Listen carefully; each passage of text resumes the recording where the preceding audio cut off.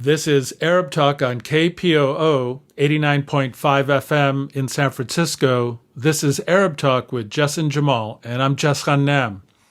And I'm Jamal Dajani. Jamal, we have lots of news today, including breaking news. There have been 2 explosions outside of the Hamid Karzai Air Base and airport in Kabul. There have been casualties to both U.S. servicemen. We don't know how many, and there may also be casualties to U.S. citizens. The situation on the ground is very fluid. It's very dynamic. From the reports that I'm getting, it's also very gruesome.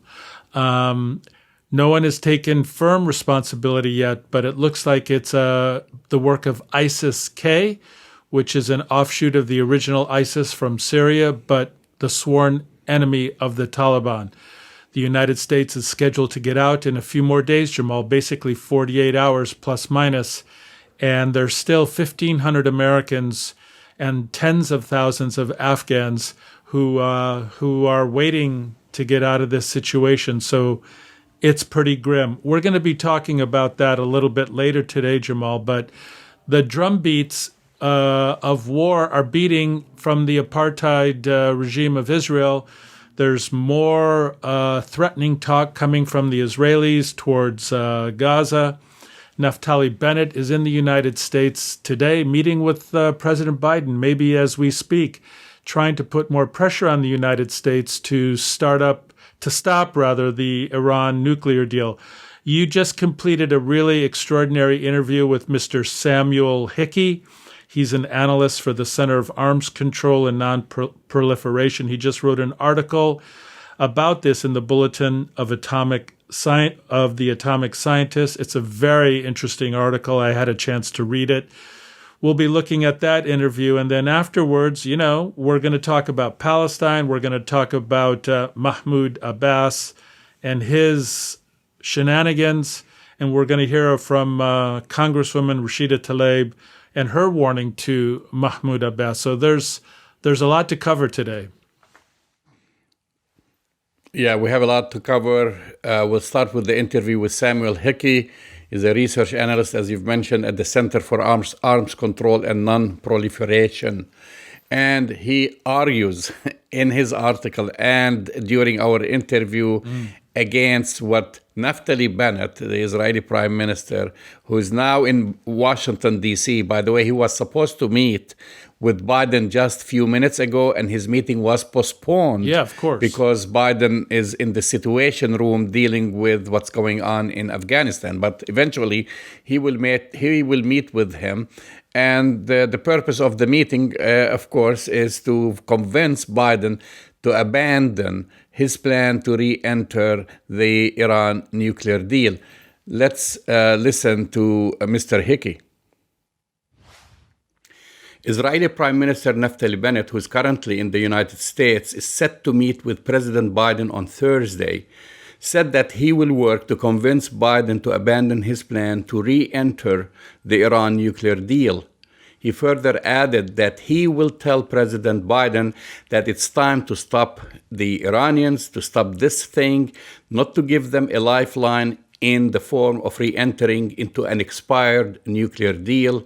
The deal is no longer relevant, even by the standards of those who once thought it was. Our guest, Samuel Hickey, is a research analyst at the Center for Arms Control and Non-Proliferation. His areas of focus include the geopolitics of nuclear power developments in the Middle East region, nuclear diplomacy, and non-proliferation. Welcome to Arab Talk, Samuel. Thank you so much for having me. So you've recently published an article in the Bulletin of the Atomic Scientists arguing the opposite. The title of your article is How Iran's Research Reactors Prove the Nuclear Deal is Still Working. You wrote an under-examined success story for the 2015 Iran nuclear deal negotiations is the effective blocking of Tehran's ability to collect plutonium for a nuclear bomb. Not only has the nuclear deal, known officially as the Joint Comprehensive Plan of Action, been effective in constraining Iran's program, but it could suitably adapted provide a standard of guidance for research, reactor construction that would lower proliferation risks worldwide. Please explain why you are right and the Israeli Prime Minister is wrong. Sure. So let me first start with just explaining a little bit more about the Iran nuclear deal. So first off, it's a multilateral agreement. So this wasn't just a deal made between the United States and Iran. There were a number of other countries that were involved in this negotiation and who also, made exchanges here. So this deal was made up of, China, France, Germany, the United Kingdom, Russia, and also the United States and Iran. So this is a whole, in Germany as well. This is a whole, host of countries that, decided that this was the right course of action. So at its core, the nuclear deal is an exchange. So Iran agreed to put certain constraints on its nuclear program and enhance verification and oversight. In exchange, they received sanctions relief. So this is not just U.S. sanctions relief. This was worldwide sanctions relief from the United Nations. Now, for the United States part, it only lifted nuclear-related sanctions. So sanctions on Iran's ballistic missile program and other regional activities, those all remained on. This was just about the nuclear program. This deal also granted the most insight into a nuclear program in history.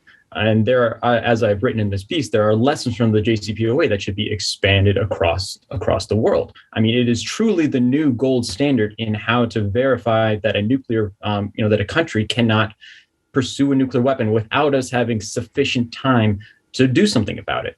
And those are some of the key things. One thing I'd like to add is this nuclear deal also established some new principles.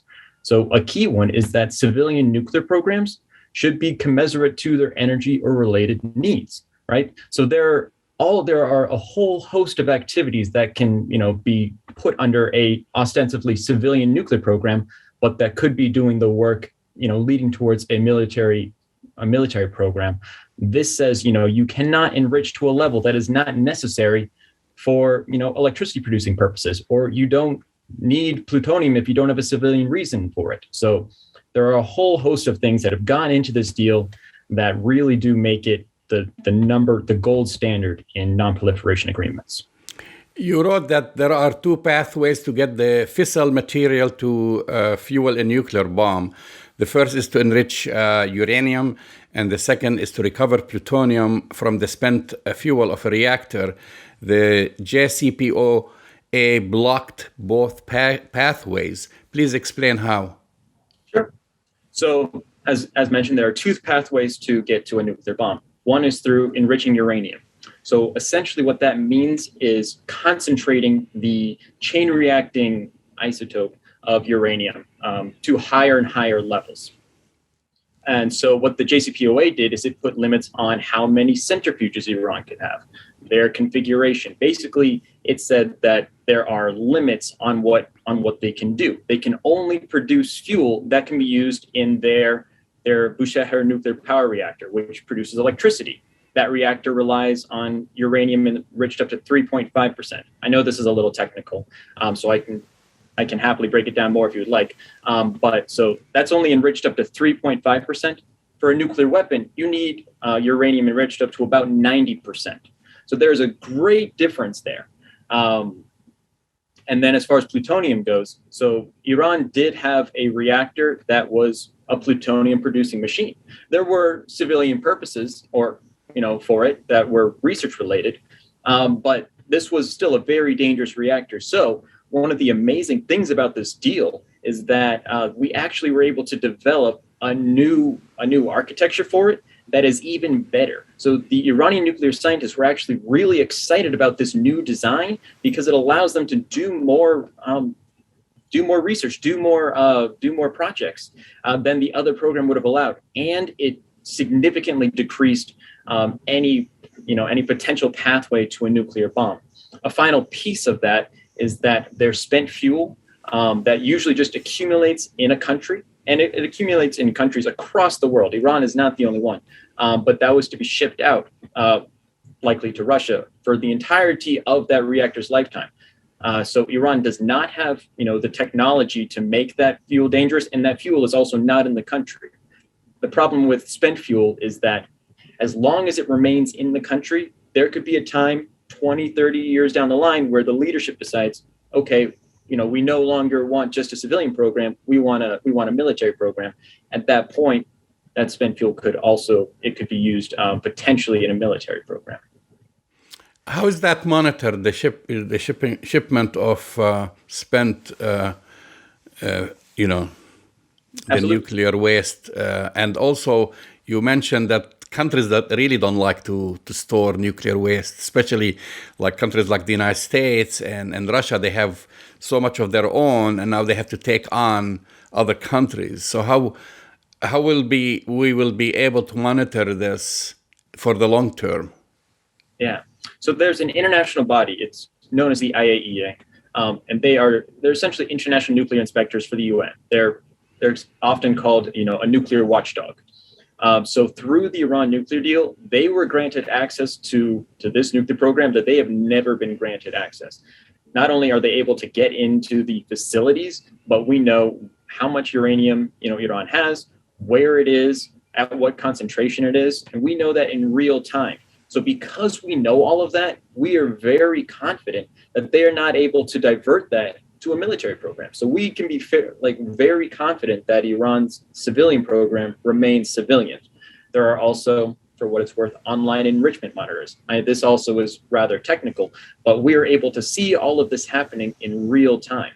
As far as spent fuel goes, there are IAEA nuclear inspectors on the ground every single day. So we are able to monitor all of this, and they do so in quarterly reports to the international community. Anybody can read these reports. So there is a whole lot of insight into this nuclear program that does not exist for any other nuclear program. Going to the spent fuel problem, this is one of the biggest problems with nuclear energy or in general. We don't really know what to do with it because it takes so long to break down. It just remains a problem. So our best solution right now is storage. And so in the United States, we're actually trying to just store it very deep underground. And this is even more of a problem for our weapons grade plutonium that we produced throughout the Cold War. So we're still trying to figure all of this out. Other countries are as well. The best solution, particularly for countries that do not have nuclear weapons and are not allowed to have nuclear weapons, is to move that spent fuel ideally out of the country. But it is a politically difficult problem because no country wants to accept more than they can already manage, and we're already struggling to manage what we have now. So on May 2018, the United States officially withdrew from the agreement after President Donald Trump signed a presidential memorandum ordering the reinstatement of harsher sanctions. What are the consequences of this withdrawal? There are a lot of consequences. So you noted in May 2018, Donald Trump pulled out of the nuclear deal. All of the other countries remained in it. In fact, Iran remained compliant even as it was facing maximum pressure sanctions from the United States for a full year. Only at that point did they start to make incremental steps back from the agreement. And they have gone the uranium enrichment route. So slowly, they have been essentially taking away all of the good that the nuclear deal did in order to get leverage in, trying to get the United States to come back into the deal. And if there are future talks on, if the deal is going to be extended, all of that. So they did all this to get leverage essentially. So the implications, though, are that Iran's nuclear program has advanced and it's much more threatening. And if there isn't a deal, already, the United States, U.S. Secretary of State Blinken has noted that, there's only so long that this situation can go on, right? That there will come a time when the non-proliferation benefits of the nuclear deal might no longer exist. So, there is a timeline that we do need to meet. There's also the humanitarian perspective that is so often missing from this conversation, because in reality, sanctions don't really hurt the people that you might want to hurt. They end up hurting all of the civilians. So Iran's economy has been absolutely obliterated. And one of the dirty little secrets about sanctions is that they actually usually enrich the entities that you might hope to be targeting. So, for instance, the Islamic Revolutionary Guard Corps, they have actually expanded their empire because they control, the dark financial institutions. So anything that is not technically legal, this is where they have been able to really grow their power. So in some ways, sanctions are a very effective tool, but used in the wrong way, particularly without any sort of multilateral support. Again, this is only the United States that has done this. All the other countries have not reimposed sanctions and are still a part of the deal. We've not seen that sort of tactic has been effective in changing decision makers' minds. So this has really just hurt the wrong people and helped the people that we might want to, reduce their power. It seems to be the most vocal naysayers about this deal is Israel. Under Benjamin Netanyahu, former Prime Minister Benjamin Netanyahu, he lobbied so hard to get rid of this deal and basically succeeded with President Trump. And now the new prime minister is coming here. I don't know if you saw this, but a recent article in the New York Times by Peter Beinart with the title, "America Needs to Start Telling the Truth About Israel's Nukes." He wrote, "American politicians often warn that if Iran obtains a nuclear weapon, it will spark a nuclear stampede across the Middle East." Then he continues to say, "Israel already has nuclear weapons. You just never know it from America's leaders who have spent the last half-century feigning ignorance. This deceit undercuts America's supposed commitment to nuclear non-proliferation, and it distorts the American debate over Iran. It's time for the Biden administration to tell the truth." Do you agree with him?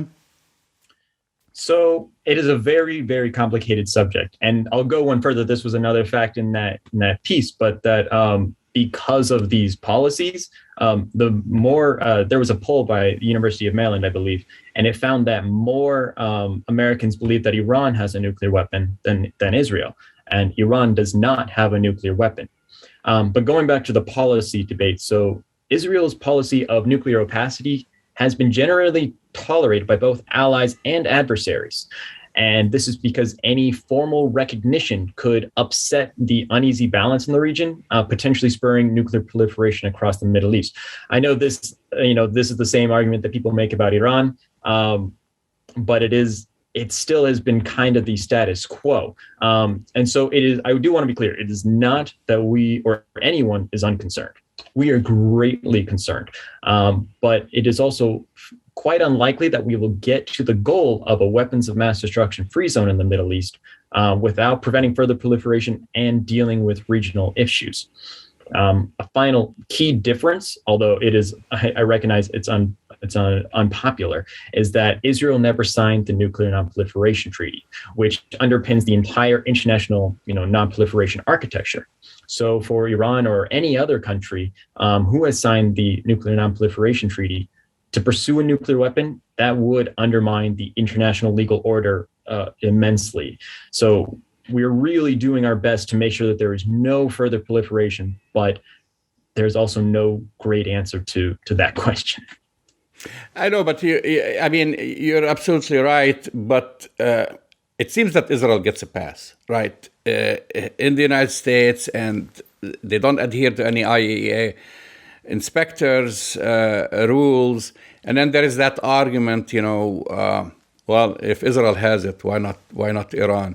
If when India achieved nuclear weapons, Pakistan wanted to achieve parity. So so there is that balance. Even the USSR and the United States of establishing detente because of that parity. Is this argument false?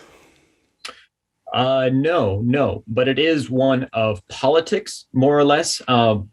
So just from what we've at least seen over the past number of decades, that there is a potential Israel nuclear weapons program.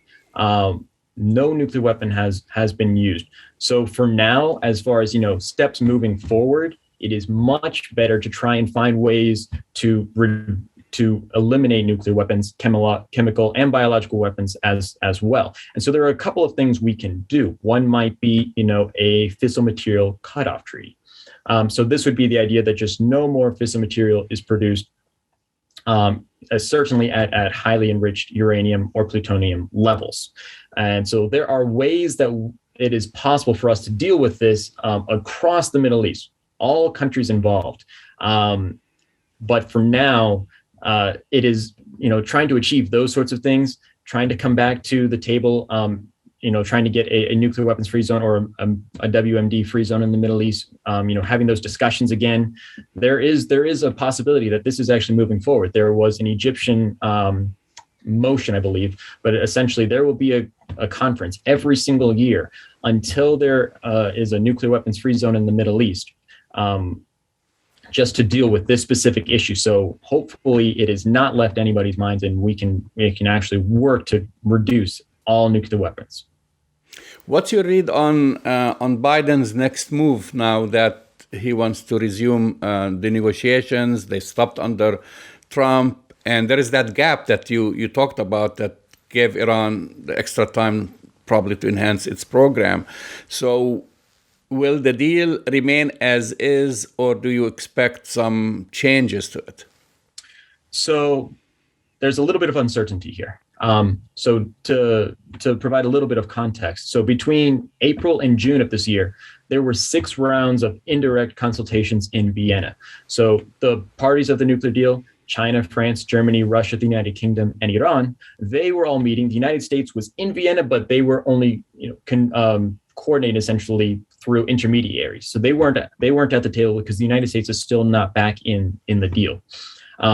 But both sides have essentially been trying to figure out a roadmap for both the United States and Iran to return to compliance, ideally at the same time. This all stopped in June.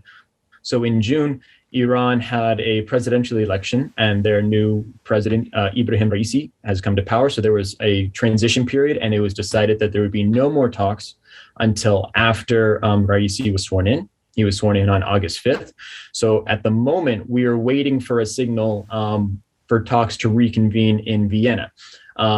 We have not received that signal yet, but both sides have continued to say that they are willing to return. It seems that Raisi is still confirming his cabinet, so that might be slowing the process. But for now, it really does seem that the ball is in Tehran's court. The United States has been very clear that they are ready to return to Vienna right now to talk as much as possible, even though it would be indirect. So we are waiting on the Iranians to agree to go back to Vienna. At that point, I mean, the lowest hanging fruit is for both sides to return to compliance with the deal. The Iranian leadership clearly wants sanctions relief, and the United States very much wants Iran's nuclear program back in the ironclad box of the nuclear deal, of the JCPOA. So for both sides to just agree to go back into compliance with a deal that is already there, there's no real reason to renegotiate it. Like, that's the easiest thing.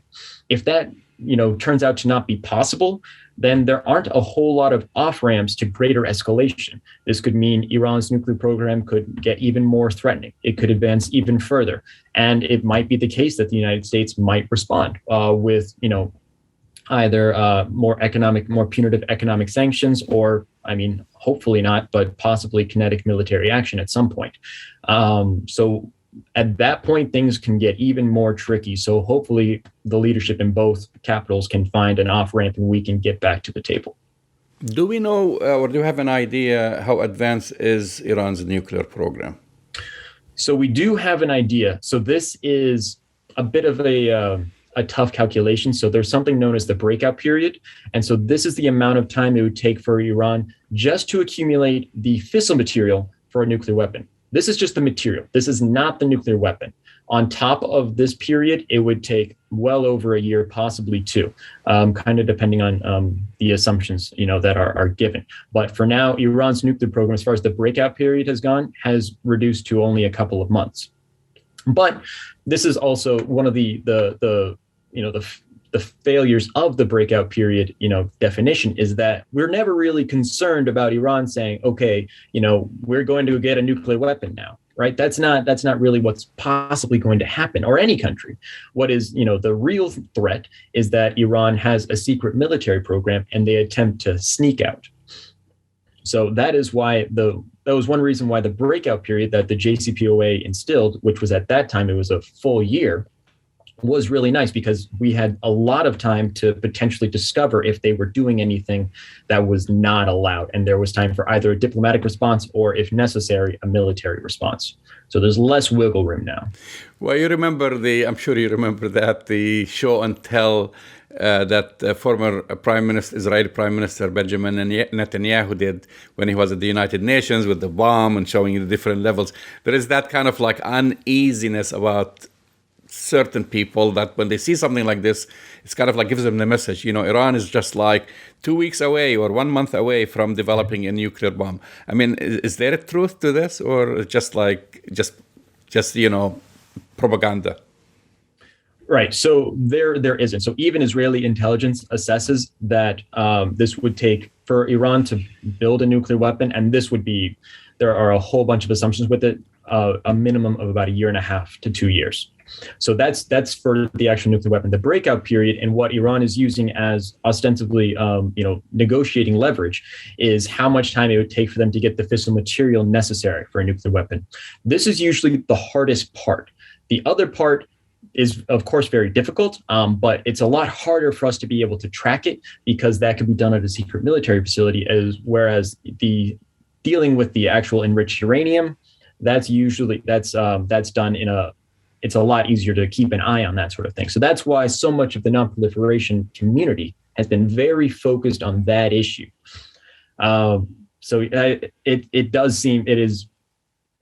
It seems unrealistic to make such assumptions. But if you are a military planner, potentially you might want to prepare for the worst case scenarios where they are much further beyond than anybody possibly knows. Although it is incredibly unlikely. Not only is the U.S. intelligence community watching it closely, of course, Israel's nuclear intelligence community is watching it closely. There is satellite imagery that keeps an eye on everything. I mean, you may have heard in the news that China's nuclear silos, more missile silos, have been discovered, and those have just been through open source, intelligence analysts. So this is just happening.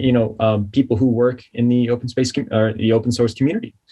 So all of those satellites are also trained on Iran. It seems incredibly unlikely that we have completely misjudged this program. Samuel Hickey, thank you for coming on Arab Talk. Thank you so much for having me. That's the voice and the face of Mr. Samuel Hickey, analyst at the Center for Arms Control and Non-Proliferation, and his article in the Bulletin of Atomic Scientists. Well, Jamal, it's good to hear scientists and cogent analysis that argues against, again, the Israeli position to pull out of the negotiations with the Iranians on the Iran nuclear deal. This is something that, flies in the face of the propaganda and the hasbara coming from the Israeli side. Remember when Benjamin Netanyahu went to the United Nations and said that Iran is just like a few days away or a few months away from having a nuclear bomb? Yeah. You know how many years this was? Yeah. How many years ago? What was that, 5 years ago, 4 years ago? And that's the show and tell. So every year, basically, the Israeli Prime Minister, and now it's Naftali Bennett, it was Benjamin Netanyahu, comes to Washington or to the United Nations and starts warning the world that Iran is just about to start a nuclear war in the Middle East, which is totally nonsense. Had the United States and Barack Obama, thanks actually to Barack Obama during that time, because he put all kinds of pressure on Barack Obama to cancel that deal. And had he canceled that deal and forced us to enter into a new war in the Middle East with Iran, it will be a major disaster. That's right. We know every single invasion or every single interference that we played in the United States, be it now Afghanistan, and we see the net result after 20 years and after the death of more than 2,000 Americans and tens of thousands of Afghans, and what happened in Iraq and even in Syria and in Libya. It's always a zero-sum game where we just actually end up losing. Not even It's not zero, because we end up losing big time, and I would argue we lost big in Iraq. We're losing big. Well, I meant zero-sum, but there is no gain in that except... No. There's a loss. Except really to kind of save our face at the end. But we don't say, the United States and a doesn't total embarrassment. Right. And the United States doesn't save face. They've lost credibility internationally. They've lost credibility in the Middle East and the Arab world and North Africa, Jamal. We know that. The trust or the lack of trust with the United States being a legitimate broker and arbiter, that pool of people who believe that, regimes that believe it, is getting smaller and smaller by the day. But this situation of Naftali Bennett coming to the United States, trying to speak and coerce and cajole and do whatever he thinks he's going to do with President Biden, I think is going to fail yet again, because there's another subtext to why Naftali Bennett is here in the United States, Jamal. It's because the Israeli spy agencies under Benjamin Netanyahu cooled in terms of their openness to let U.S. spy agencies in on their information. In fact, after Joe Biden was elected president, and he's been in office now how many months? 8 months. There's been a cooling of relations between the two spy agencies, which has infuriated American intelligence services. And when you look at that history, Jamal, it's an ugly history for U.S. intelligence services. The biggest breaches of American intelligence and the people who have basically, ratted on the United States have been Israelis. The biggest spy who turned on his own country. We've been talking about that for years, and now you mean Jonathan Pollard? Jonathan Pollard, yeah. And he was released under President Trump. The biggest spy to be captured, this dual American-Israeli citizen who was spying for the Israeli government while he was working for the Navy intelligence services here in the United States. Having said all that, Naftali Bennett doesn't have much to stand on. What is he going to negotiate? No one believes him. The Israelis are like Chicken Little. They're saying the sky is falling with Iran. It's not. The Iranians have a lot of challenges right now. They're not anywhere close to what the Israelis have been saying for years now. And, the intelligence services in the United States are basically very cool towards the Israelis because they feel let down yet again. Not only do they get spied on by Israelis, but now the intelligence is not being shared. Does that really sound like a wonderful ally to have, Jamal? Absolutely not. And let's not forget the background and history of Naftali Bennett, which, by the way, just a reminder that he has roots in the San Francisco Bay Area. That's right. Where his family originates from. But his background, he's someone who has advocated the expulsion and the transfer and the ethnic cleansing of Palestinians. He's part and parcel of why Israel is now labeled as an apartheid state by Human Rights Watch, by its own human rights organization, B'Tselem, and others. Maybe this is another side of the story, is a Hasbara campaign to whitewash Israel and to whitewash Naftali Bennett. Naftali Bennett, he's coming here like, look at me, I'm so reasonable, I'm just like you, I'm for peace, I'm peace loving, I'm a nice guy. They need to do this because, as the latest reports and latest stats from the American Jews, their love for Israel, and especially Naftali Bennett, has been disappearing very rapidly. That's right, Jamal. That's exactly right. And what is the classic Israeli prime minister move when they're having their poll numbers sink? The first impulse is to come to the United States and get a photo op, and then the second impulse is to start a war. And we know that Naftali Bennett has been amassing the Israeli military in and around the Gaza border. They're beating the drumbeats of war yet again, Jamal. And I don't like to predict things because I'm usually right, but I hate to say this, but this could be another politically expedient opportunity for Naftali Bennett to raise his poll numbers by killing more innocent civilians, in Gaza. Spot on. I mean, he needs to raise his numbers within the Israeli public, and that goes just as usual by showing that he's the tough guy on Palestinians and starting a war. He has to also raise his numbers right here in the United States with the help of AIPAC and other surrogates in Congress to put the pressure on Biden, because actually I'm a little bit worried because Biden's popularity is sinking because of Afghanistan, right? Which I'm not against the withdrawal. I think the withdrawal is good. Maybe the execution part was bad. Eventually, the United States had to leave Afghanistan, but his popularity has shifted a little bit, so he's in a little bit weak position, and now they're going to try to squeeze him for some concessions, and that's kind of the fear, because as I've mentioned, we don't need another war in the Middle East. Just a quick update here. I was looking at, what you started earlier talking about Kabul, multiple explosions that happened. There are American casualties and possibly some British casualties. At least 3 U.S. Marines are among the injured. And the State Department just issued, the Pentagon Press Secretary John Kirby just tweeted saying that the explosions were at the Abbey Gate and a result of a complex attack that resulted, he's confirming, in a number of U.S. and civilian casualties.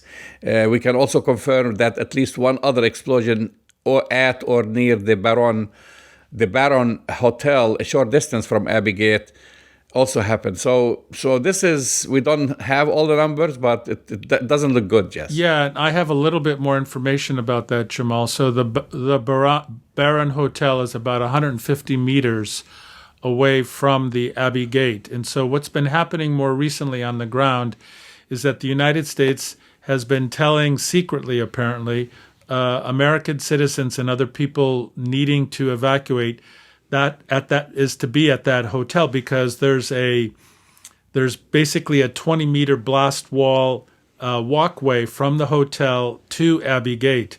And unfortunately, it looks like what happened, although this is not independently confirmed, it's just based on what I've been able to get from certain sources, is that there is underground sewage, walkways there that may have been infiltrated by these alleged ISIS-K terrorists to blow up that walkway while people were trying to go from the hotel to the Abbey Gate and, be evacuated. But the situation there remains very tense.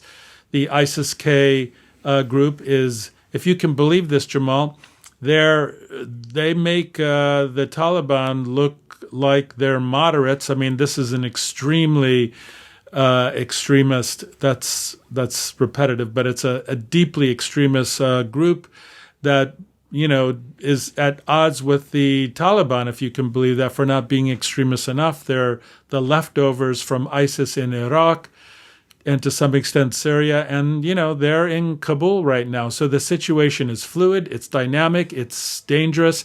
And guess what, Jamal?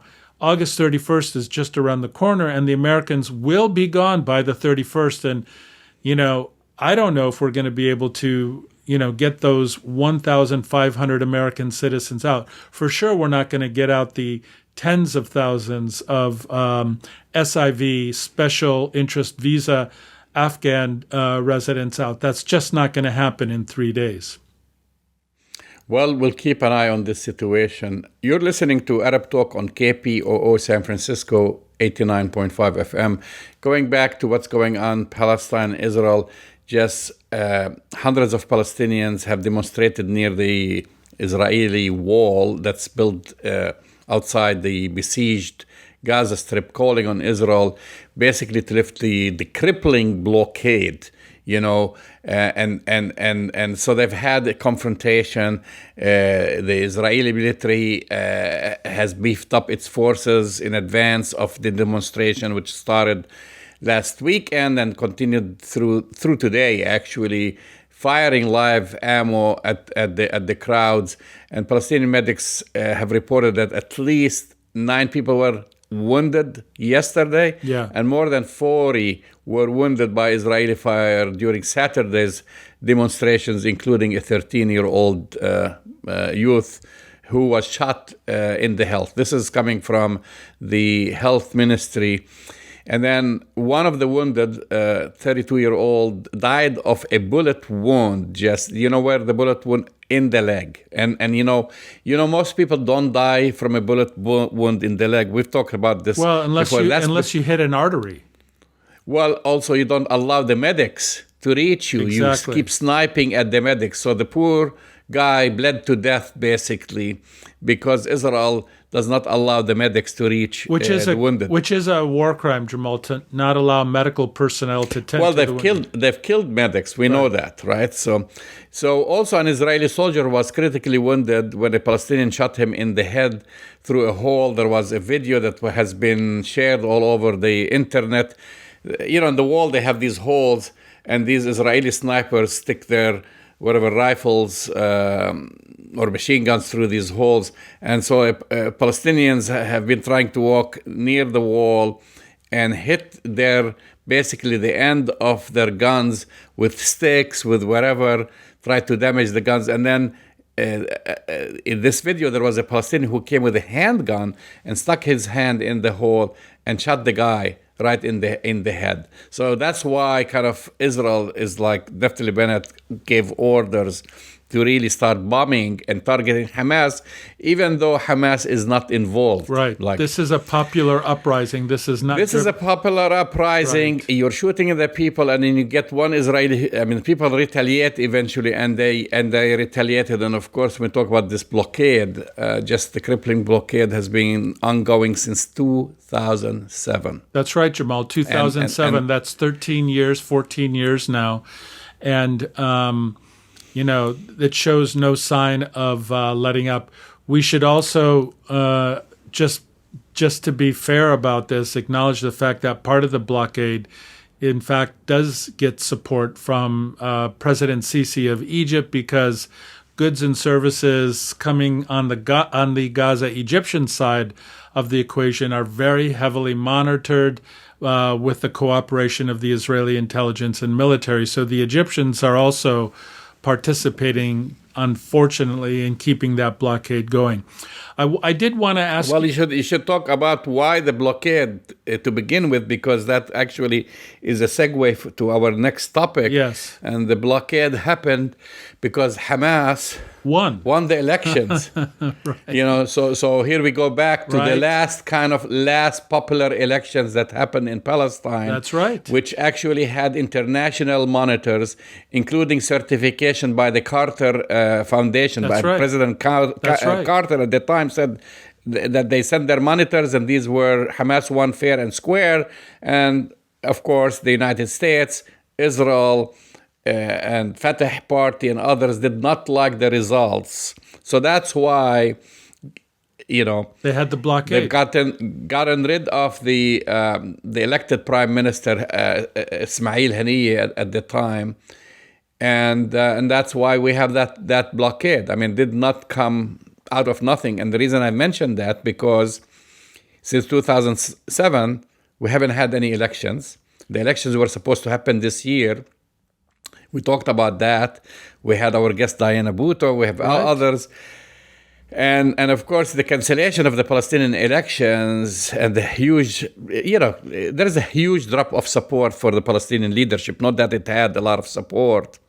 And of course, it subdued a response to what's happening in Jerusalem and Gaza, as Israel is ethnically cleansing Palestinian families in Sheikh Jarrah and Silwan and attacking Gaza.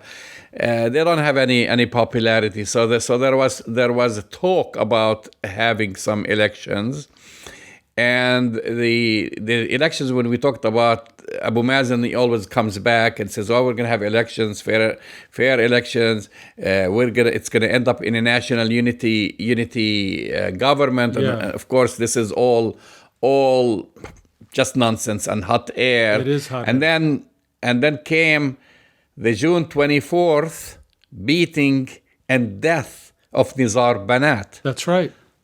So this is all. So who, by the way, was slated to run in the elections? He was a candidate, and he was beaten to death.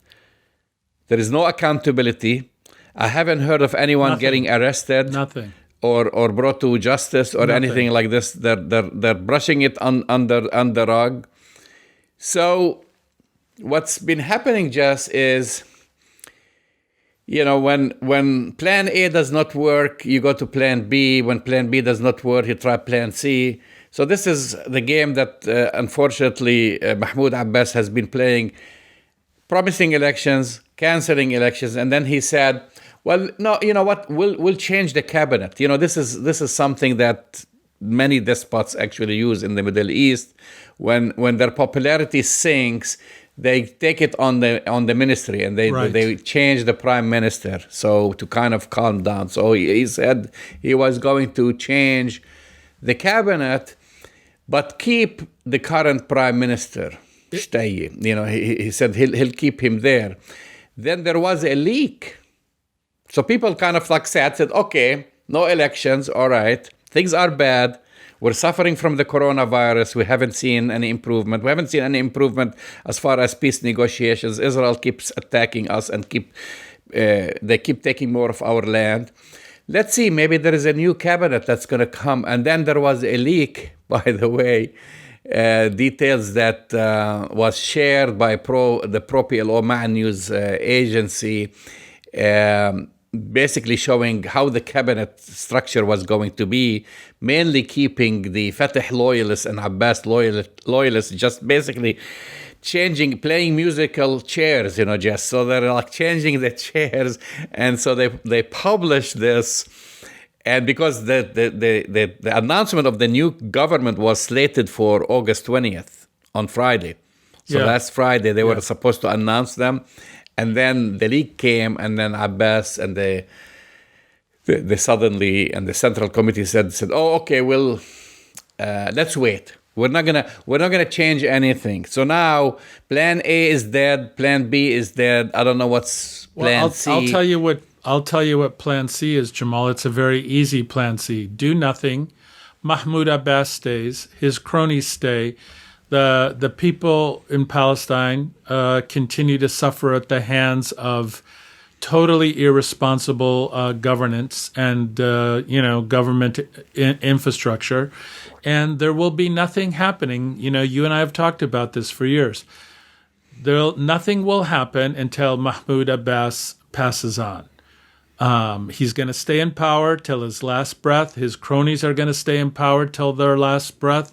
Nothing, unfortunately, would change. And, we've never shied away from criticizing the Palestinian Authority for their complete ineptitude at being able to govern. It's a joke. They are a joke. And this leak and this description of what Mahmoud Abbas is doing is not surprising, but unfortunately disappointing yet again for Palestinians who are dealing with occupation, who are dealing with economic hardship, who are dealing with the COVID pandemic, and they have to deal with this inept kind of governance. It's a sad situation.